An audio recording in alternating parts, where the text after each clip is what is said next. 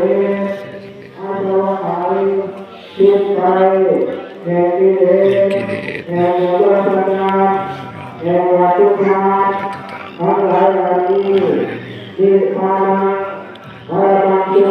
ปานาสุขังนิพพานังกัตโยโต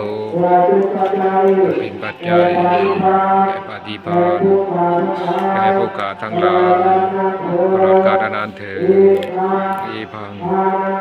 ปานังเนปานังสุขังโตโตอภินัง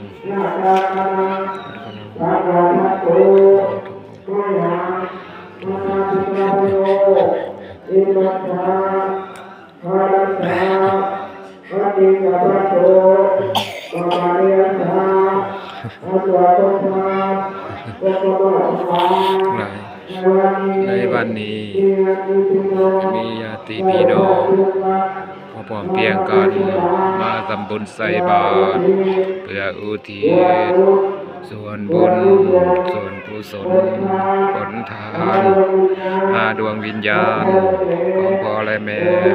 ปู่และย่าตาและนายอาและน้องลูกและหลานพ่อและเมียครูบาอาจารย์ที่ราโลกนี้ไปสู่โลกหน้า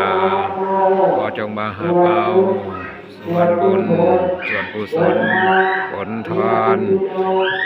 พี่น้องได้จงไปหายในวันนี้ขอให้ฮอดให้ถึงต่อกาเถิดตาตกทุกข์ขอให้พ้นจากทุกข์ถ้าได้ทั้งสุขแล้วขอให้ทั้งสุข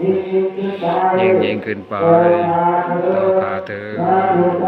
สาธุสาธุปาริสุทโธอนุโมทามิอานิ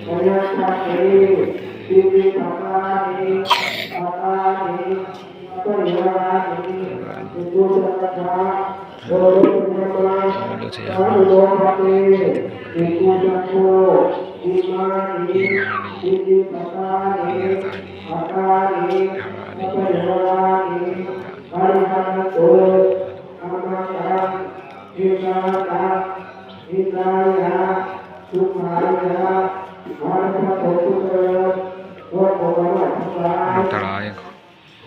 ขอน้อมถวายขอวินดีบาตพร้อมด้วยปัตตาหารกับทั้งเพื่อนที่เป็นบริวารทั้งหลายเหล่านี้พระภิกษุจงมาของทานคณะทั้งหลายตลอดกาลนานเถิดสาธุสาธุ